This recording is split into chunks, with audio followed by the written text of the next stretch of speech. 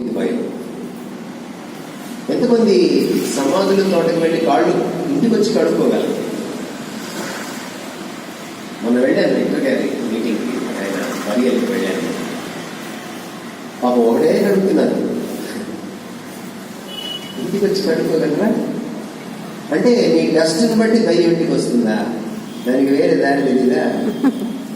ఏమండి, అంత పిచ్చిదా దయ్యం? మనుషులు దయ్యాలు అవుతారా? చెప్తుందా బైబిల్ అలా? ఎందుకు వెళ్తున్నావు చర్చికి? ఎందుకు వెళ్తున్నావు? ఏం నేర్చుకుంటున్నావు?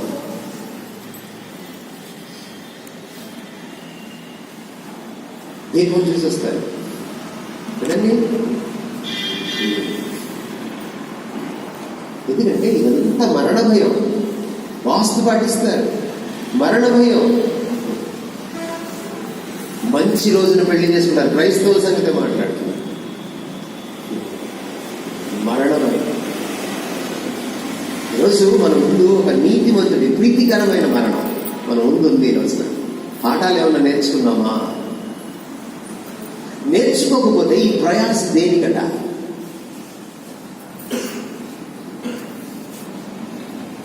ఎప్పుడైనా మరణాన్ని శుభప్రదంగా ఏ ప్రపంచమైనా, ఏ సమాజమైనా, ఏ సంస్కృతి అయినా, ఏ మతమైనా ప్రబోధించిందా? చూపించిందా? ఎప్పుడైనా ఓ మహానుభావుడు పోతే మంచి రోజు అని ఎప్పుడైనా అన్న సందర్భం ఉందా? కానీ క్రీస్తు పోయిన రోజుని మనం మంచి శుక్రవారంగా జరుపుకుంటున్నాం. పాఠం ఏమన్నా నేర్చుకున్నామా? ఎందుకంటారు దాన్ని గుడ్ ఫ్రైడే అని? రాబోయే మరణాలన్నింటికి తిలోదకాలు ఇచ్చింది. అది మరణాన్ని మరణింప చేసిన వేళ, చావుకు చావు దెబ్బ కొట్టిన వేళ. ఒక సమస్యను పరిష్కరించాలంటే ఆ సమస్యను ఎదుర్కోవాలి, దానికి వెన్ను చూపి పారిపోకూడదు. మరణాన్ని ఎదుర్కొన్న నాదుడు లేడు ఇంతవరకు, లేడు.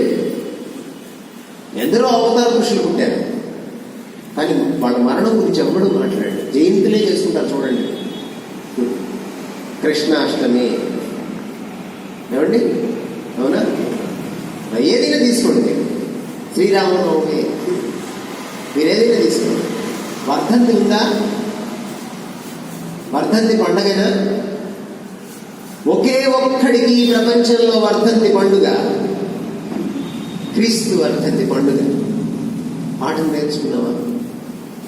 పాఠం నేర్చుకున్నావా? మరొక మాట నీకు చెప్పాలి. Death is a door to heaven for a Christian.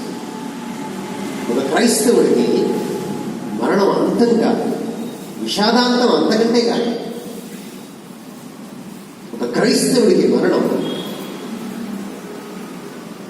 మరొక కొత్త జీవితం. Just door to heaven.